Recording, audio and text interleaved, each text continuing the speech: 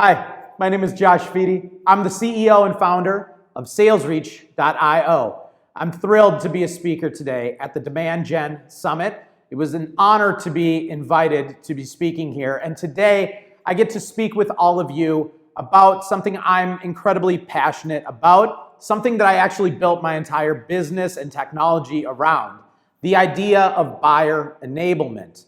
Now, buyer enablement may be a term that you might not be all that familiar with. Most people have heard about sales acceleration, sales enablement, marketing maybe, sales and marketing alignment. These are all very familiar terms to most organizations. But buyer enablement is a newer concept. It was actually coined in an article that I stumbled upon, authored by Gartner.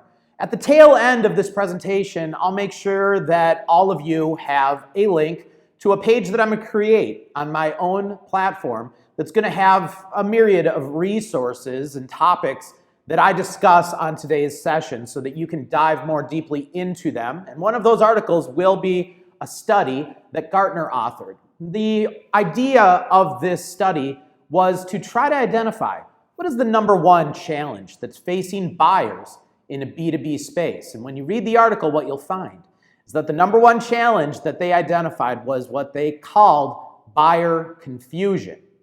Now, this confusion was not actually coming from a confusing sales process necessarily, though all roads lead to a confusing sales process in this article. Where the confusion was actually coming was how the modern buyer self-educates, self-informs, and makes a lot of their own decisions and doesn't really engage with sales until they're way far along in their buyer's journey.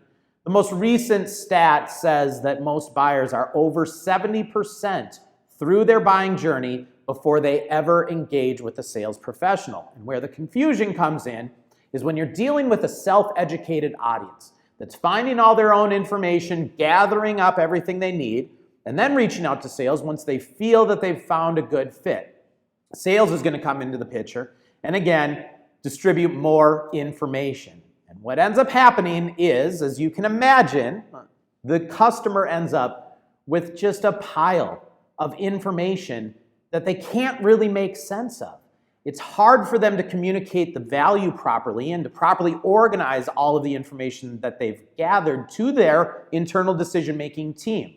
And what happens then is that they either do not move forward, or when they do move forward, it's on a much smaller dollar amount, something that they can tolerate to at least just give it a try and see if it's a good fit. But they don't feel like they have the information they need to move forward at the full dollar amount. That's a big problem. Now, we're going to talk a lot in this session about the modern buyer. We talk about this a lot on my podcast called the Buyer Enablement Podcast. And again, I'll put some resources out there for everybody to look at some of those episodes. We've had some incredible guests that are all focused and passionate about the buyer experience and enabling their buyers to make informed decisions.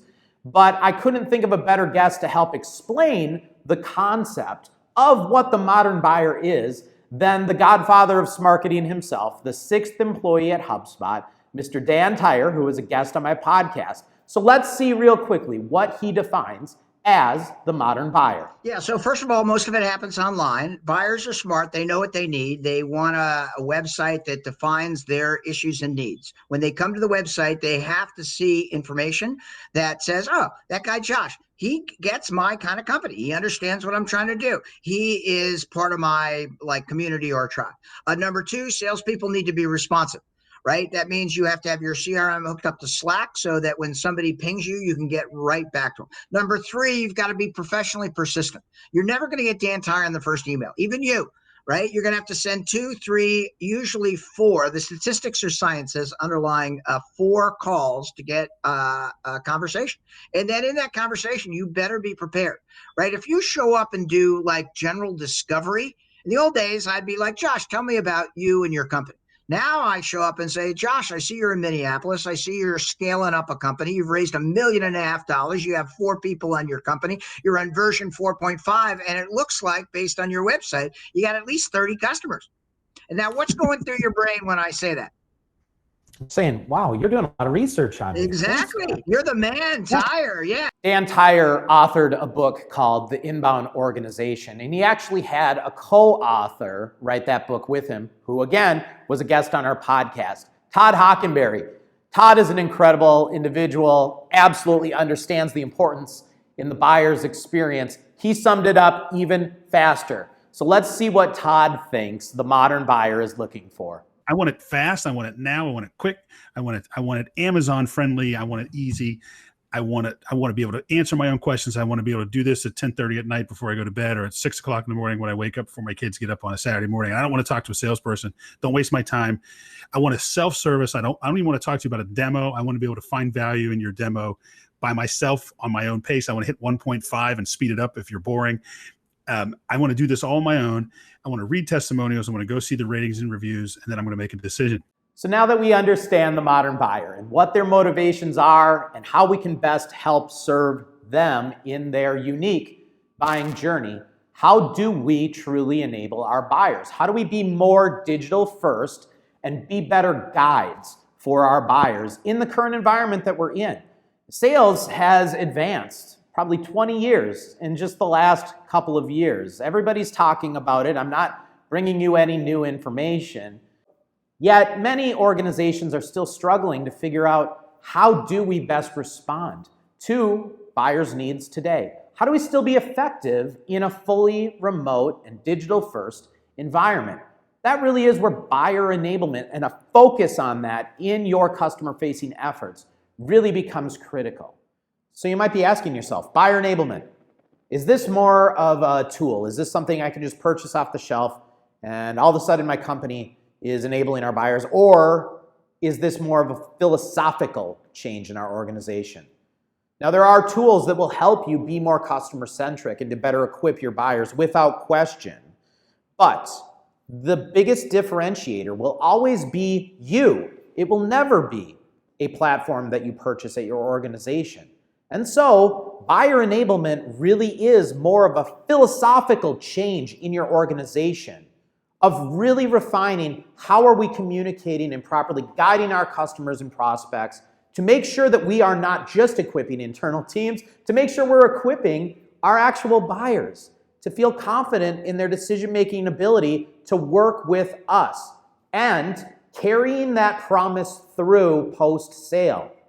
There's nothing worse than signing on the dotted line and immediately experiencing one of the most human emotions, which is buyer's remorse. We've all had it. We've all had buyer's remorse multiple times in our life. We make a purchase and we immediately think, did I need to make that? Well, think about your buyers in their B2B life. They put their neck on the line to make this purchase, and it took a lot of work and a lot of time and a full team review to make this decision. But at the end of the day, they are the ones that put their stamp of approval on this to move forward with you. We need to make sure that immediately after that check is signed, immediately after our new teams are brought in, customer success, onboarding and training, project management, whatever team comes in, immediately after the deal is landed, is brought up to speed properly and continuing to enable your buyer through their entire customer life cycle. The more we can remove any hiccups, any questioning of, did I make the right decision here? Any question of, are they actually going to do what they said they were going to do? The more we can eliminate that, the better. One of the other guests that we had on the Buyer Enablement podcast is the founder of the Pre-Sales Collective, James Kakis. James is 100% laser focused on pre-sales. This is why product-led growth is starting to make a lot of noise right now, because people want to try before you buy, right? And if they can have a low frictionless process to even understand if they want to engage with you in the sales process, that's pretty important, right? So you're right. The complex situation, like for example, Slack. Slack is a great tool. It's good for communication. It actually is really powerful workflows. If I want to engage in a sales process with Slack, I could just download it by myself, test it, see what works, see what doesn't work, start building my list of questions, and then reach out to a salesperson to kind of take me and finish me through the sales cycle, because I've already done 70% of it, right? And I think that is what is very interesting nowadays, because it's this friction component, right? If I want, sure, I'm not going to buy $100 Amazon, whatever it is on Amazon for $100 with the buy now button. In the same way, I'm going to spend $100,000 on a workflow product for my company, right? If I do, there might be some risk there. There will be risk there. Yeah, right. But I also want to understand, if I can get my hands on a product, to understand what it can and can't do and test it a little bit before I actually engage in that sales cycle. And I think that is where like the crux is at this point. And we actually know of some pretty forward-thinking pre-sales organizations that have essentially pivoted to this product-led growth momentum. And they have made their pre-sales professional be that guided individual, that takes them through that process, right? I do my own homework. I start playing with the system. And I go in there, right? I actually feel like what is the risk of this whole product-led growth movement is that people make assumptions on what your product can or can't do without effectively knowing, right? So you kind of got to help steer them in the right direction to make sure that it goes that way. And I also think that you have to build your product with first-time user experience intent to make sure people understand what the realization is. But I will tell you that most product companies and most product teams do not do that. But I think that is why this whole buyer enablement is coming to a head, right? In product-led growth, sales engineering, pre-sales, it's all starting to be intertwined, in 2021. So I mentioned before that this concept of buyer enablement, something I'm very passionate about, is actually what we built our software around. I'm going to explain it a little bit at the risk of being a little too salesy, but don't worry. The concept around what we built our platform to do can absolutely be executed without ever having a license on our platform. It's just maybe we made it a little easier for your organization to roll this kind of concept out. So here's the thought process. When we're talking to our customers and prospects, no matter where they are in their buyer's journey, are we making it easy for them to find all the things that they need from us? Are we making it easy for them to send us the important information that we need from them? Are we communicating across multiple channels, making it hard to track the conversation? Or are we keeping the conversations confined to one area and involving a team around that same area so that everybody is always on the same page at the same time? That's literally what we created at SalesReach. When you are using our platform and speaking with your customers and prospects, whatever they need from you, no matter where they are in your buyer's journey, lives on a dynamic, permission-controlled, and versioned customer portal. Videos, documents, web links, anything that they need from you to better educate themselves and to know exactly what the next steps are lives directly on one page that can be updated and shared throughout their entire decision-making team internally and can be collaborated on with your organization, because many organizations have a group sales focus internally. How do we pull in all of our internal teams and all of the external decision makers into one place to make it seamless for everybody to move forward properly? Now, with our platform, it's very, very simple, because we have the asset management system holding all of the documents, everything's controlled by marketing, everything's updated accordingly. All customer-facing teams always have the most relevant information, and it's always updated on their pages automatically if anything does change. However, this entire concept of understanding that we're making it challenging for people to buy from us in the way that we're currently distributing information and communications is actually holding us back from achieving the revenue that our organizations are looking for. This is the light bulb moment that many individuals have when I speak with them. And I ask them, what does your current sales process look like? Most of the time, when you have a conversation with somebody, it ends with, sounds great, send me some information. And I ask them, how are you sending all that information? Many times what I hear is, well, I load up my email with some attachments that I send to them. Typically there's a web link or two, and then sometimes I'll send a personalized video as well. Now think about this. In a complex sale, where there are multiple decision makers and the sale is going to take 6 to 12 months to get through to the finish line. That's a lot of random emails. That's a lot of random attachments. It's a lot of web links to be tracking, and it's probably a lot of random one-off videos that you've been sending. If your expectation is that your main point of contact is going to be organizing all that information and then properly compiling it and presenting it to their decision-making team for you, doing all the organization for you, you are not properly enabling your buyer to be your internal advocate. And that's really what our focus should be today in sales. How do we properly equip our main point of contact to be our internal advocate so that we are the product service vendor that is decided on when they make their final decision? We shouldn't be expecting them to do all the work of organizing the deal for us. We should be taking that on because we should be really helping to be their strategist and advisor in this process, making sure that they always know exactly where the deal is, the important parts that they need to be discussing with their team, and exactly where they're at in this process. One of the other things that has always been important in any of our customer-facing roles has always been building trust. And many professionals that work in customer-facing roles have struggled with how do I actually build a relationship and gain the trust that I need when I'm not working with my customers face-to-face any longer, when we are working in this digital-first environment. One of our guests on the Buyer Enablement podcast, David Premer, wrote a book called Sell the Way You Buy, which I think is an incredible title because it sums it up very quickly. It's so true. How do I want to buy?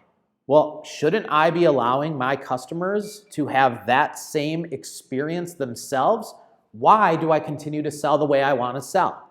Shouldn't I be meeting them where they want to be met and delivering to them information the way they best receive it? So real quick, I wanted to share a quick clip from the episode on the Buyer Enablement podcast with the author of Sell the Way You Buy, David Premer. We were actually hosting a dinner one night, and there was about 20 of us around the table. And of course, sales leaders, when they get together, some of the things they talk about are the technologies that they use. So they say, hey, look, I'm not going to name the vendors or the kind of technology. I'm looking at this kind of technology. And one person says to the other, a leader says to the other, it's like, I'm looking at company A, company B. What do you think? And they say, oh my gosh, this rep from company B has just been hounding me, and I can't believe how bad they are. And then another leader overhears it and says, hold on a second, that's not, and he says the name, right? He's like, that's not this person, is it? And that's who called me too, right? And then just it floats around the table about this. And none of this, everyone was sharing these experiences with this horrible rep. None of it had anything to do with the product, right, or the company, but it was just this idea that the experience is the product. And even in let's say non-sales sales industries, an experienced personal trainer once told me, he said, what's the secret to being a good personal trainer? Like, I don't have to be jacked or be able to do the exercises like the way even my clients can. It's just being organized, showing up on time, giving good advice, holding people accountable. They appreciate that experience. And it's the same thing in sales as well. Showing up on time, being responsive, not feeling like you're adding pressure to their situation, adding value with every interaction. And all these things are actually not hard to do, right? It just requires you to kind of set aside your mental state for a second and stop focusing on your quota and stop focusing on your pressures and start focusing on them. It's so easy, but absolutely, we all buy experiences. That's the product. And companies are willing to pay more. Buyers are willing to pay more for a great experience. That's why you have these premium brands, the Disneys, the Porsches, the BMWs, have these great experiences because that's part of what they're selling is the product. Another guest that we had on the Buyer Enablement podcast was Mo Kibbins. Mo is focused on customer success. Mo is absolutely brilliant. It was one of my favorite episodes, but she had some very strong feelings about how we should be properly enabling our customers from a customer success standpoint.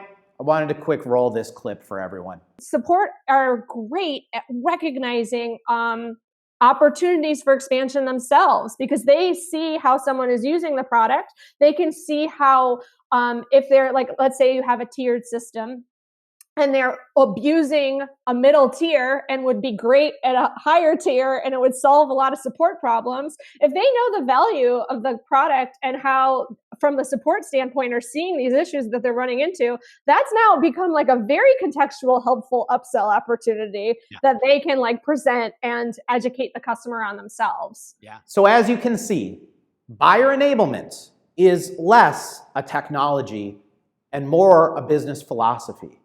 The way that you move forward in your customer-facing efforts. The focus on the customer. So many businesses say, we're focused on our customer.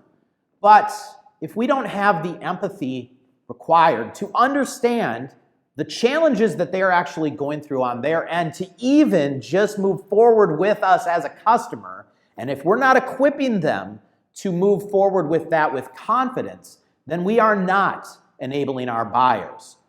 8,000 tools exist in the sales enablement landscape. 8,000. The difference is not the tool, the difference is you, but also keep in mind that of those 8,000 tools, when you're reviewing them and how you're going to use them in your customer-facing efforts in your organization, are these tools focused on equipping more efficiency internally, or are these tools focused on making everything more efficient for your buyers? Because if all we're doing is focusing our efforts on our internal audiences and making our sales team's lives easier, our customer success team's lives easier, if that's the only thing we're focusing on, don't fool yourself into thinking the simplicity you've brought on your own life is also bringing simplicity into your customers' lives. And at the end of the day, if we're going to be focused on making anybody's life easy, shouldn't it be our customers? That's why I'm so passionate about buyer enablement. I hope that this presentation has brought some value to you and helped you rethink your customer-facing efforts. Like I said at the beginning of the presentation, I have assembled a page using our software with a whole slew of resources that I think you'll find a lot of value in. So make sure to check that out. I'm sure that the sponsors of this event will be sharing that in the comments with everybody and in follow-up as well. If you would like me to share it with you directly, you can always contact me. My email address is josh@salesreach.io, or you can just go to salesreach.io and go ahead and initiate with our chat bot on there and just say, I was at the Demand Gen Summit. I would like some of those resources Josh mentioned, and we'll be sure to get them right over to you. Additionally, if you're interested in trying out our platform, I'd love to have that conversation with you. I can provide a full demo of our platform, or I can just set you up with a free version to get you started right away and see if it helps in your customer-facing efforts. Thanks so much for tuning in. Have a great rest of your summit. Bye.